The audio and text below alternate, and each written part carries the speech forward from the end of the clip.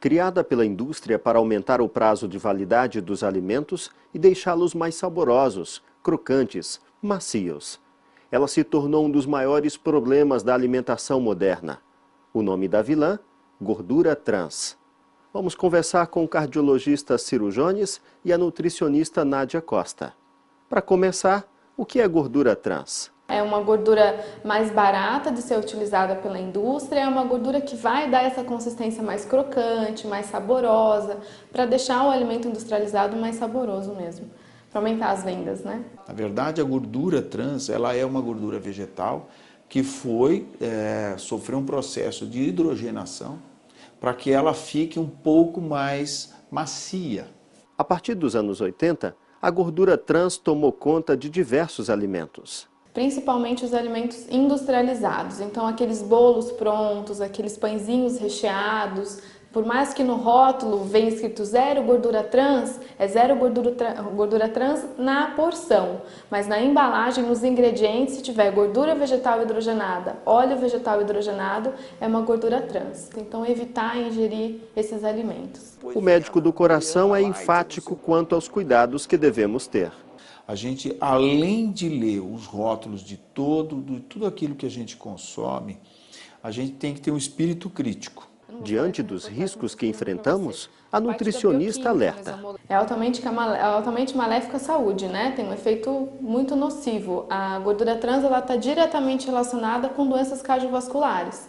E ainda está relacionada com depressão, transtorno bipolar, toda essa parte de doenças cerebrais também está bem relacionada com ingestão de gorduras ruins, gordura saturada e gordura trans. E agora, Nádia, o que vamos comer? Alimentos naturais, frutas, verduras, legumes, os bolos sempre feitos em casa com óleo de soja ou óleo de girassol e esses pãezinhos também sempre caseiros, nada de alimento industrializado. Então, em pleno século XXI, precisamos voltar às origens? Nada mais do que uma alimentação natural, uma refeição vegetariana uma vez por dia também faz muito bem à saúde para evitar essa gordura ruim. E para quem ainda está com dúvidas sobre o consumo de gorduras trans, o recado final é: não ajuda em nada, só prejudica a saúde. Não há como discordar. Mas o colesterol, onde fica nessa história? Como saber qual é o colesterol ruim e o bom? O colesterol ruim, que é o LDL, quando ele estiver alto, significa que você tem um excesso de gordura circulante no sangue. É aquela gordura que entope as veias, que impede a circulação, aumenta a pressão arterial, pode causar um infarto, um acidente vascular cerebral. E o colesterol bom é o colesterol que vai proteger o organismo dessa gordura, desse excesso de gordura ficar circulante. E é onde a gente encontra essa gordura boa. Nas castanhas, nas nozes, frutas também, então o abacate não engorda, o abacate tem ótimas gorduras anti-inflamatórias que ajudam a emagrecer. Depois de todas essas orientações, só nos resta tomar uma atitude.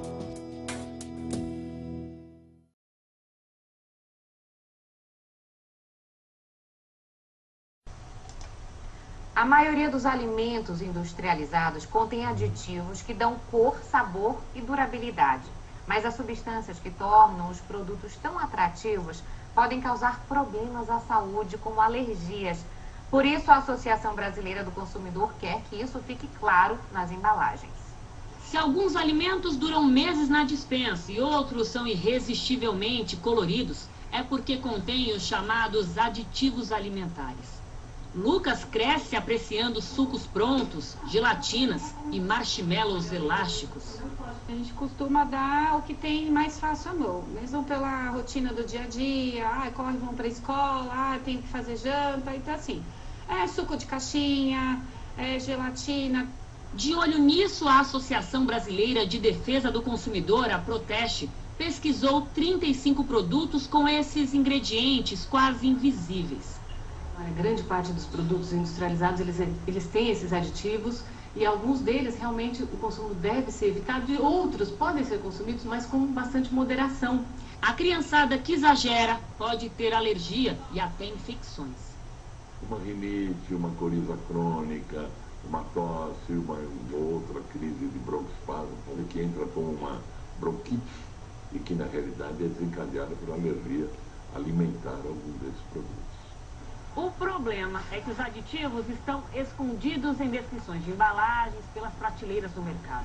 São mais de 30 tipos diferentes com nomes nada familiares para a gente. Por isso a Proteste recomenda que os rótulos desses produtos passem a ter um alerta sobre os riscos do consumo. Em outros países, isso já é lei. Se aprovada pela Agência Nacional de Vigilância Sanitária, a recomendação vira regra.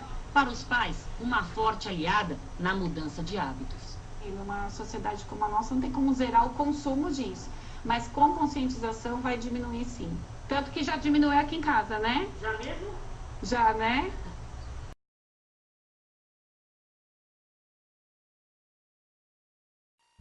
Você sabe o que é um alimento transgênico? São produtos geneticamente modificados em laboratório para chegar à mesa do consumidor. E no Brasil, o consumo dos transgênicos divide opiniões. Veja na reportagem de Priscila Cerqueira. Você sabe qual a diferença entre essas duas embalagens de biscoito? É a letra T. Isso significa que o alimento é transgênico. Os supermercados estão cheios de produtos transgênicos. Opções não faltam. Do óleo de cozinha, por exemplo, ao fubá e até mesmo a ração de cachorro. Mas se você, consumidor, quer saber mais dos detalhes da matéria-prima modificada que esse produto tem, que você vai levar para casa, é bom prestar muita atenção neste símbolo aqui, antes de encher o carrinho de compras. Mas basta perguntar que logo se percebe que nem todo mundo sabe como identificar esse detalhe. Eu sei que existem os produtos transgênicos, certo? Mas nunca reparei. Nem prestou atenção nos detalhes dele? Também não. Não sei, não tenho nem ideia o que é, se é coisa boa, se é coisa ruim. Eu sei que é alguma coisa que não pode fazer bem. Só isso que você sabe? Só isso que eu sei. Nesse supermercado, o óleo de cozinha genuinamente modificado fica perto de outro que não é. O mesmo acontece com os biscoitos. Os produtos ficam misturados nas prateleiras. Com a embalagem junta, fica difícil o consumidor saber a origem dos alimentos. A lei também determina que a carne de animais alimentados com ração que contenha transgênicos seja identificada. Para o Instituto de Defesa do Consumidor, o direito à informação está sendo lesado. O IDEC defende a rotulagem para qualquer quantidade de itens modificados no produto. A presença de informação no rótulo sobre a origem do produto ser transgênico é importante para garantir ao consumidor o direito de escolha se ele pretende ou não consumir esse tipo de produto. Para que a lei seja cumprida, ainda falta fiscalização. Falta vontade dos fornecedores em cumprirem as normas e informarem adequadamente os consumidores.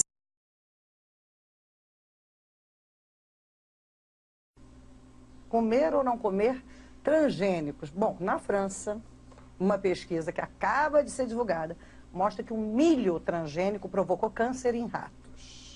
Aí já viu a bomba que deve ter sido essa notícia aí, né, Joana? Boa tarde para você. Pois é, Maria, o assunto está na capa de praticamente todos os jornais e revistas franceses. Alguns chegam a falar num escândalo de saúde pública. Tem até uma manchete que pergunta, será que nós estamos comendo um veneno mortal? E nas TVs, as emissoras não param de mostrar as imagens dos ratinhos com tumores imensos no corpo depois de terem sido alimentados com transgênico. É de fato de dar arrepio. E interessante, Maria, é que os pesquisadores da Universidade de Caen, na França, fizeram esse estudo em total sigilo, justamente para evitar o lobby dos grandes grupos agroindustriais, né? Além das pressões políticas, eles temiam o corte do financiamento e até sabotagens do tipo incêndio de laboratório.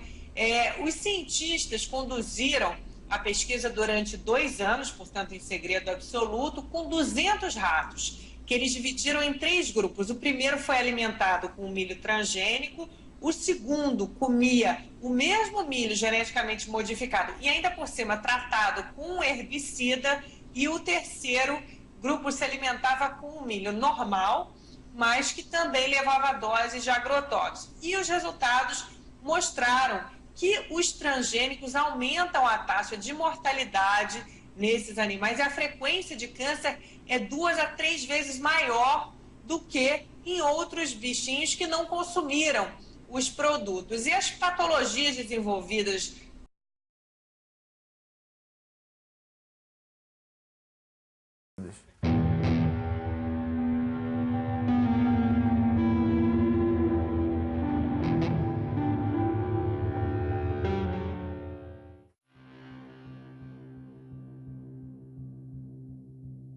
O grande responsável pelo motivo desta audiência pública, que é o autor de uma entrevista no jornal Le Monde Diplomatique Brasil, que publicou uma entrevista bastante prejudicial ao país. Brasil envenenado, e o subtítulo Alimentos contaminados. Então, a partir de um momento que um diretor da Anvisa, que é o responsável em avaliar, aprovar ou não os defensivos para a agricultura, genéricos ou não, faz uma declaração dessa na imprensa, ele tinha a obrigação de vir se justificar no Senado Federal. Ele está dando prejuízo a um patrimônio nacional, senhor presidente. Essas pessoas se esquecem que elas também comem e que elas querem comer barato. Se ele tem um bom salário na Anvisa, não é o caso de milhares e milhares de brasileiros que ganham salário mínimo ou que não ganham nada. E que, portanto, precisam comer comida com defensivo, sim, porque é a única forma de se fazer o alimento mais barato, infelizmente. Se nós pudéssemos produzir orgânico para todo o Brasil e todo o mundo, nós íamos precisar de, no mínimo, nunca fiz essa conta, mas no mínimo 3 Brasis eu acho que nós precisaríamos ou 4, daí para mais, para produzir o mesmo tanto que produzimos hoje, para os brasileiros e para exportar. Então eu não compreendo onde é que essas pessoas querem chegar. Elas querem atingir quem? As pessoas pobres que não podem pagar comida cara? Ou eles estão revoltados de que o Brasil diminuiu o preço da compra da comida em não sei quantos 1000%. Há 40 anos atrás, senhor presidente, o trabalhador brasileiro gastava 50% da sua renda com comida. Hoje ele gasta 18%. Se não nos atrapalhassem, os agricultores poderiam estar aí fazendo com que isso custasse 12% da renda do trabalhador. É burocracia para dificultar a vida da maioria e beneficiar uma pequena minoria. E o pior de tudo isso, o mais desonesto de tudo isso, senador Gelner, é que a bandeira é bonita. É a saúde humana em jogo. A população toda fica a favor deles. Nós já pegamos resíduo de agrotóxico em cultura, que aquele agrotóxico não é autorizado. Nós já pegamos resíduo de agrotóxico em cultura, que aquele agrotóxico é autorizado, mas está muito acima daquilo que é permitido.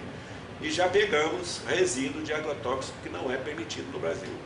Jornal de Mato Grosso. Ministério Público investiga os casos de intoxicação causados por agrotóxicos no município de Lucas do Rio Verde.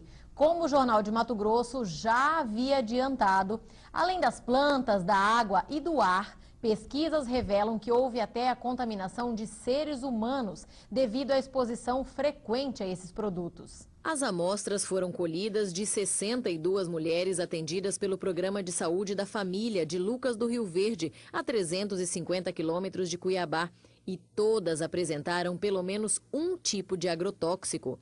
Além disso, em 85% dos casos, foram registrados traços de 2 ou mais tipos de defensivos no leite materno. Claudimara, que foi voluntária e amamenta a filha Antonella até hoje, levou um susto com o resultado. O que isso vai acarretar para minha neném, né?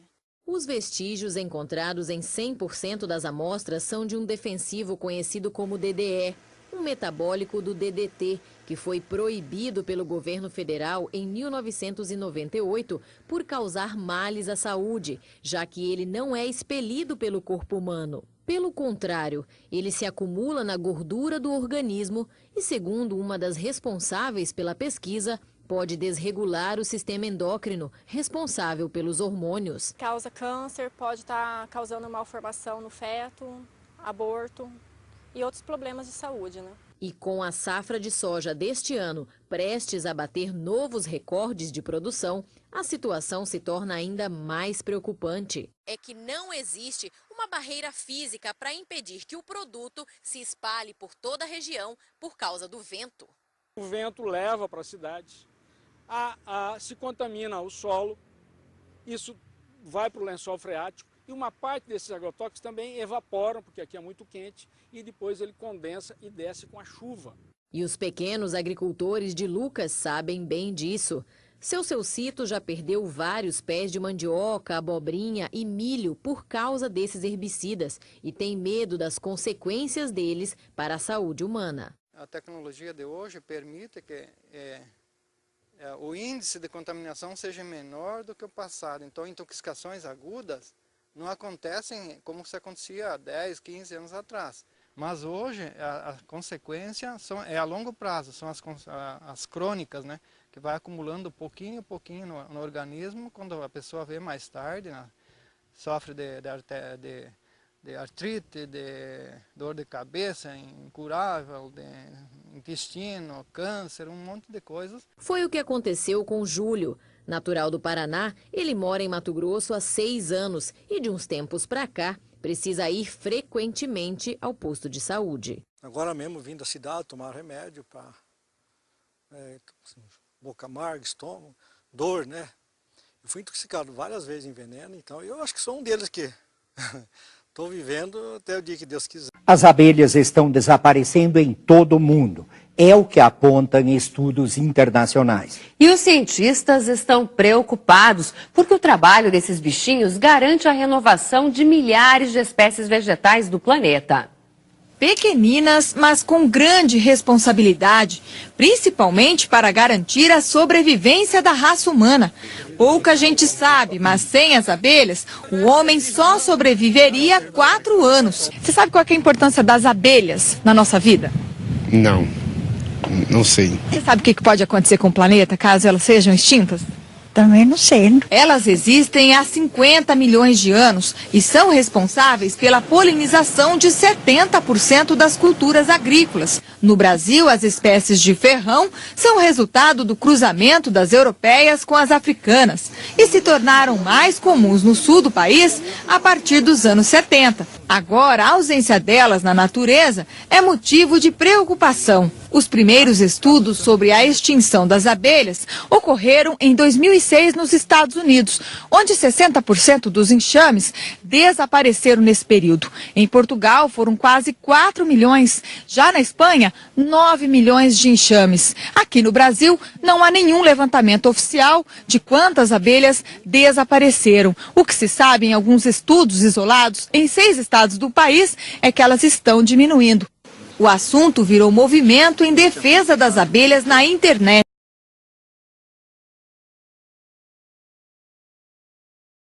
Açúcar, um produto químico, não um alimento.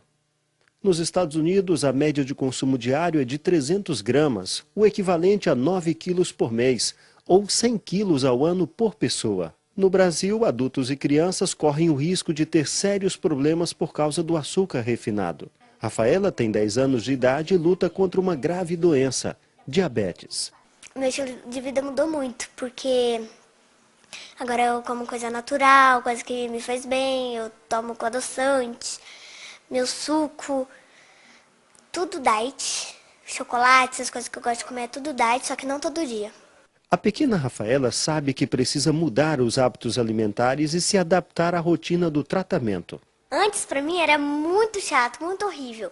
Daí, depois, no hospital, comecei a me acostumar. Que daí eu acabei me acostumando. Agora eu mesma faço. Simone acompanha de perto a vida de Rafaela. Tia e sobrinha têm a mesma esperança. Acreditam em um poder soberano. Nós cremos que Deus opera milagres, né?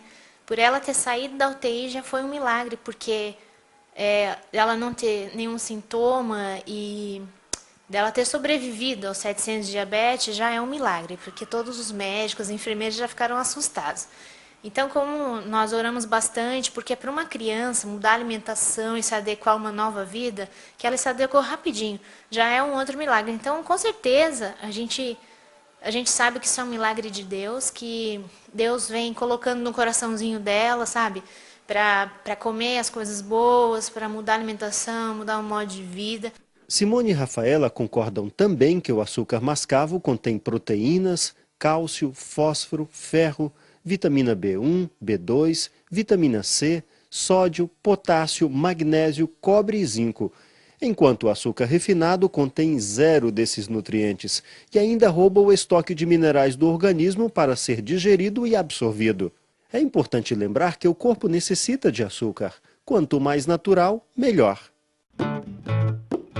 Hoje, a gente vai conseguir saber exatamente quanto de açúcar tem no refrigerante. E eu tenho certeza que você vai se surpreender. Aqui eu tenho 3 sabores de refrigerante que eu tirei de garrafinhas de 600 ml. Então aqui são 3 porções de 600 ml de refrigerante de noz de cola, de limão e de guaraná.